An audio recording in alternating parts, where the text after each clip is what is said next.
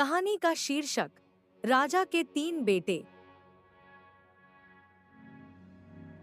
बहुत समय पहले की बात है।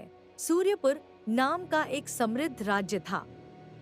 यहाँ का राजा वीर सिंह न सिर्फ पराक्रमी योद्धा था, बल्कि न्यायप्रिय और प्रजावत्सल शासक भी था। राज्य में सुख शांति थी, अन्न जल की भरपूरता थी और प्रजा राजा की जय जयकार करती नहीं थकती थी। राजा वीर सिंह के 3 बेटे थे, वीर, धीर और समीर। तीनों राजकुमार अपने अपने स्वभाव में अनूठे थे। वीर सबसे बड़ा, बलशाली और युद्धकला में निपुण था। तलवार उसकी सबसे प्रिय साथी थी।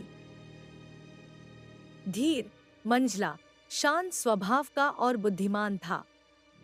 उसे किताबें पढ़ना, शतरंज खेलना और कूटनीति में महारत हासिल करना प्रिय था।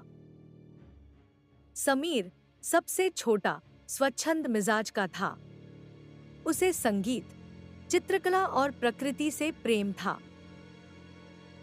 राजा वृद्ध हो चला था और अब उसे उत्तराधिकारी चुनना था। किंतु प्रश्न यह था, तीनों बेटे योग्य थे, पर कौन सबसे अधिक उपयुक्त? भाग 2, परीक्षा की घोषणा।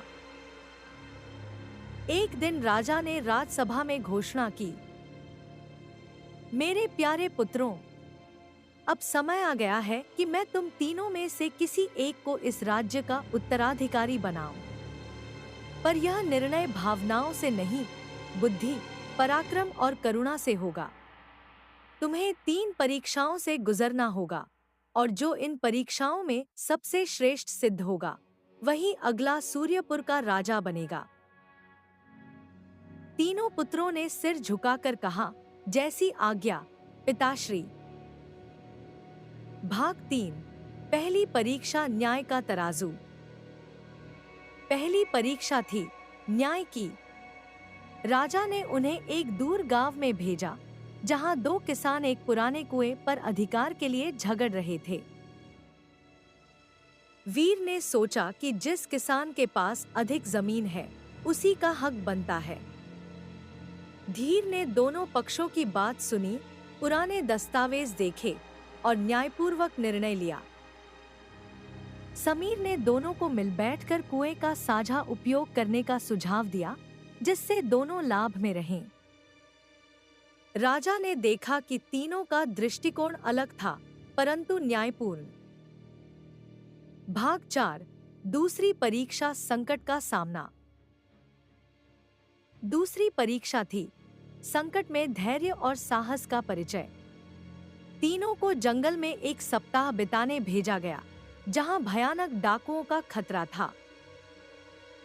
इस भाग में विस्तार से एक-एक का अनुभव, वीर का डाकुओं से मल्लयुद्ध, धीर का चतुराई से बचाव और समीर का संवाद से समाधान होगा। भाग 5, तीसरी परीक्षा, दिलों को जीतना। तीसरी और अंतिम परीक्षा थी प्रजा का प्रेम प्राप्त करना। तीनों को 1 सप्ताह के लिए अलग अलग गांवों में भेजा गया, जहां उन्हें सामान्य जनता की सेवा करनी थी।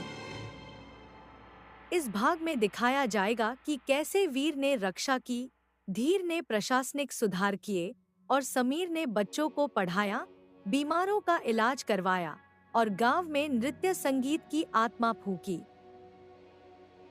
भाग 6, निर्णय और उत्तराधिकारी। राजा ने तीनों की यात्राओं और कार्यों को देखा, प्रजा की राय जानी और अंततः एक निर्णय पर पहुंचा। लेकिन वह निर्णय क्या था? क्या वह वीर को चुनता है, जो वीरता का प्रतीक था? धीर को, जिसकी बुद्धिमत्ता अद्वितीय थी? या समीर को, जिसने दिलों को जीता? यह भाग क्लाइमेक्स होगा, संवेदनशील और प्रेरणादायक।